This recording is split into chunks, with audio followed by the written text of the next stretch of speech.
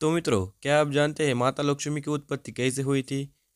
दोस्तों, जहाँ तक मुझे पता है 99% हिंदू नहीं जानते माता लक्ष्मी की उत्पत्ति कैसे हुई। दोस्तों, चलिए आज की वीडियो में यही जानते हैं कि माता लक्ष्मी की उत्पत्ति कैसे हुई। लेकिन उससे पहले अगर आप हमारे यूट्यूब चैनल पर पहली बार आए हैं तो चैनल को सब्सक्राइब अवश्य कीजिए दोस्तों, और उसी के साथ साथ वीडियो का एक लाइक भी अवश्य कीजिए। चलिए शुरू करते हैं आज की इस वीडियो को। दोस्तों, पुराने समय की बात है जब ऋषि दुर्वासा भगवान शिव से मिलने कैलाश पर्वत पर पहुंचे। वहां पहुंचने के बाद भगवान शिव ने तोहफे स्वरूप ऋषि दुर्वासा को एक दिव्य माला दी और कहा, यह दिव्य माला आप उसे दे दीजिए जो इसके योग्य हो। उसके बाद ऋषि दुर्वासा कैलाश पर से लौट आए। जाते वक्त उन्होंने इंद्रदेव के दर्शन किए। इंद्रदेव तो ठहरे देवताओं के राजा, इसलिए ऋषि दुर्वासा ने वह दिव्य माला भगवान इंद्र को दे दी। लेकिन इंद्र अपनी और अपने स्वर्ग की वैभवता से अहंकार में चले गए थे, और उसी अहंकारवश उन्होंने वह दिव्य माला अपने हाथी को दे दी। इंद्रदेव के वाहन हाथी थे, जिनका नाम ऐरावत था। कहा जाता है वह बहुत ज़्यादा दिव्य और अति शक्तिशाली था। उसने भी अहंकारवश उस माला का त्याग कर अपने पैरों तले उस माला को कुचल दिया। यह सब देखकर ऋषि दुर्वासा अत्यंत क्रोधित हुए, और ऋषि दुर्वासा ने क्रोध में आकर इंद्रदेव को श्राप दिया कि तुम जिस चीज़ का घमंड कर रहे हो, जिस स्वर का तुम वैभव का घमंड कर रहे हो, वो क्षीण हो जाएगा। मैं तुम्हें श्राप देता हूँ कि तुम सब देवता लक्ष्मी के हीन हो जाओगे। इसी कारणवश देवताओं का सारा वैभव चला गया और इंद्रदेव का हाथी ऐरावत भी गायब हो गया।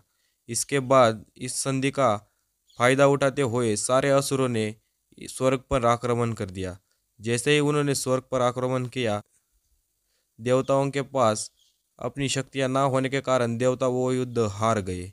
युद्ध हारने के बाद हारे हुए देवता ब्रह्मा जी के पास गए और क्षमा याचना करने लगे कि हे प्रभु, हमें तार दो, इस संकट से हमें बाहर निकाल दो।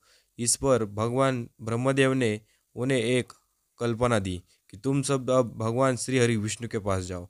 अगर तुम सब लक्ष्मीहीन हो गए हैं तो तुम सबको लक्ष्मीपति के पास जाना पड़ेगा। सभी देवता लक्ष्मीपति यानी कि भगवान विष्णु के पास चले गए, और विष्णु के पास जाने पर उन्होंने सारी हकीकत भगवान विष्णु को बता दी। भगवान विष्णु ने कहा, इस पर केवल एक ही उपाय है, तुम्हें देवताओं के साथ समझौता करना होगा। और क्षीर सागर में ऐसे बहुत सारे रत्न है, जिसमें से एक अमृत भी है, और तुम अगर अमृत का पान कर लिए तो तुम अमर हो जाओगे और राक्षसों पर तुम विजय प्राप्त कर सकोगे। इसी कारणवश सभी देवता राक्षसों के पास कर समझौता कर लिया कि हम क्षीर सागर में समुद्र मंथन करेंगे, जिसके बाद जो रत्न उत्पन्न होगा उनमें से एक अमृत होगा, और अमृत का पान हम आधा आधा करेंगे। इसी चीज़ को समझते हुए राक्षस भी देवताओं के साथ समुद्र मंथन के लिए तैयार हो गए।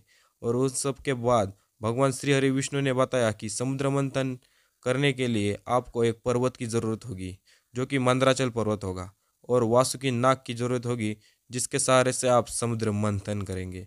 और क्षीर सागर में समुद्र मंथन की शुरुआत हो गई। जैसे ही क्षीर सागर में समुद्र मंथन की शुरुआत हो गई, पर्वत पानी के अंदर डूबने लगा। और जब पर्वत पानी के अंदर डूब रहा था तब भगवान विष्णु ने कूर्मा अवतार लिया और अपने ऊपर उस पर्वत को उठा लिया, और उसके बाद समुद्र मंथन संपन्न हुआ। समुद्र मंथन में से बहुत सारे दिव्य आभूषण या कहे दिव्य रत्न प्राप्त हुए, और उनमें से थी माता लक्ष्मी। माता लक्ष्मी जैसे ही बाहर आ गई, उन्होंने सभी देवताओं को और असुरों को देखा, लेकिन सभी को उन्होंने पुत्र स्वरूप देखा और सबकी लक्ष्मीता वापस दे दी, और उनका स्वर्ग का वैभव भी देवताओं को वापस लौटा दिया।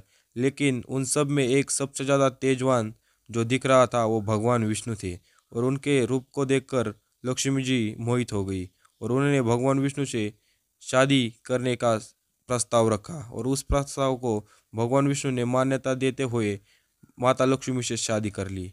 यही बात है दोस्तों कि हम जब कभी देखते हैं तभी भी माता लक्ष्मी भगवान विष्णु के पैर दबाती है और उनकी सेवा करती है। दोस्तों, आज की वीडियो में बस इतना ही। माता लक्ष्मी की जन्म कथा मैंने आपको बताई। यह कथा आपको अगर पसंद आई हो तो इस वीडियो को एक लाइक अवश्य कर दीजिए। धन्यवाद। जय सिया राम।